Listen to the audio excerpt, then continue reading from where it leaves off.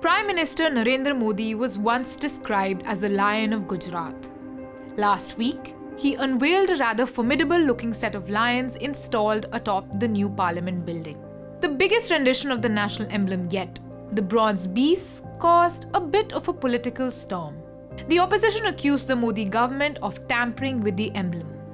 They said that the lions were angrier than the original model, while TV news jumped in the government's defense. What did they want? Starved-looking lions on a keto diet? Keto diet or not, are the newest Ashokan lions really all that aggressive? A great opportunity to dive into our history a little. What does our national emblem stand for? Where did it come from?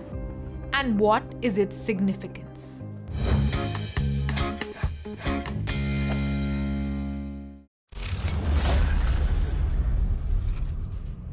The latest version of the lion capital of Ashoka is grand.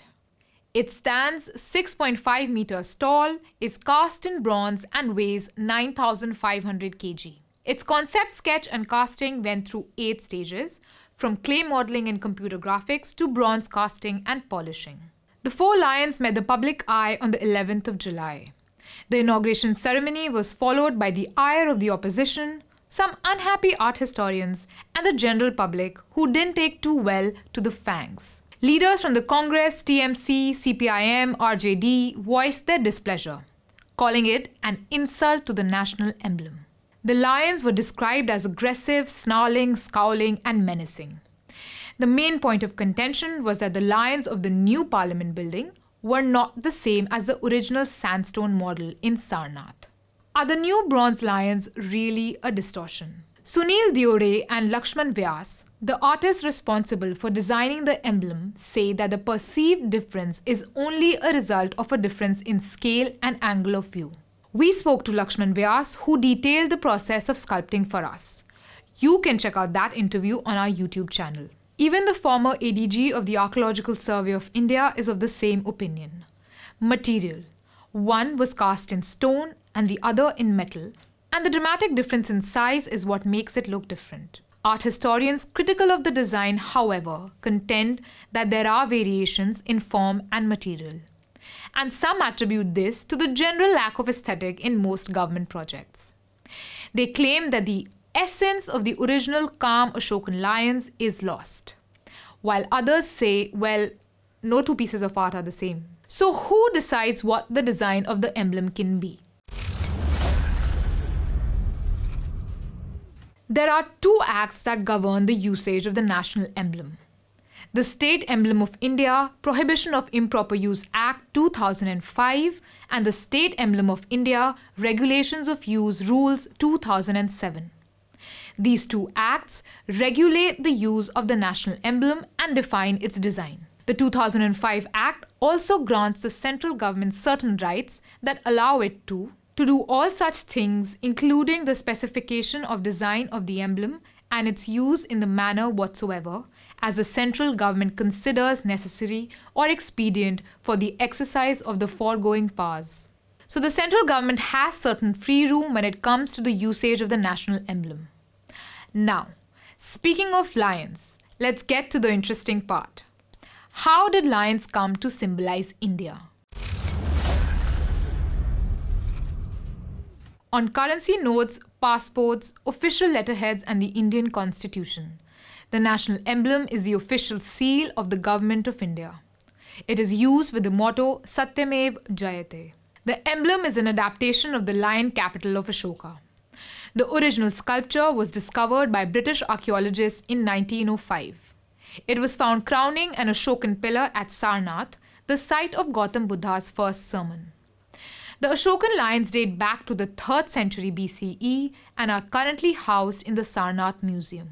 The Republic of India adopted the lion capital as a state emblem on the 26th of January 1950. And the first draft of the emblem was drawn by Suraiya Tayabji. The story goes something like this. The Constituent Assembly was on a hunt for a national emblem in 1947. Prime Minister Jawaharlal Nehru assigned Badruddin Tayabji with the task of finding one. Badruddin Tayabji was a lawyer, activist, and civil servant. Unhappy with most of the designs that had come in from art schools across the country, Badruddin and his wife Suraya Tayyabji came up with the idea of the Ashokan lions. As a family that had closely survived partition violence and had refused to move to Pakistan, they were committed to the idea of a multicultural India. The Ashokan pillars were representative of the syncretic ethos of the country they chose and the pan-Indian culture they identified with. So Suraya drew a graphic version of it, and the rest is history. Laila Tayyabji, their daughter, recalls that her parents never claimed creative ownership of the design. My mother was 28 at the time. My father and she never felt that they designed the national emblem, just reminded India of something that had always been part of its identity. This draft was then refined by Dinanath Bhargava, one of the artists chosen to sketch the final design. He was part of the group of artists put together by renowned painter Nandlal Bose, who was tasked with designing the original manuscript of the Constitution. Now, some ancient history. The original lion capital has 4 Asiatic lions seated on a circular abacus facing the 4 directions. The abacus has sculptures of a bull, a horse, a lion, and an elephant. In the national emblem, 3 of these lions are visible, and the bull and the horse are separated by a dharma chakra. The lion symbolizes the Buddha, who was also known as Shakya Simha, or the lion of the Shakyas. Shakyas being the clan of his birth. In fact, Buddha's first sermon at Sarnath was known as Simhanada, or the lion roar of the Buddha. So the lion is actually a very significant symbol in ancient India's iconography. Buddhist mythology interprets the lion capital as representative of the different stage of the Buddha's life.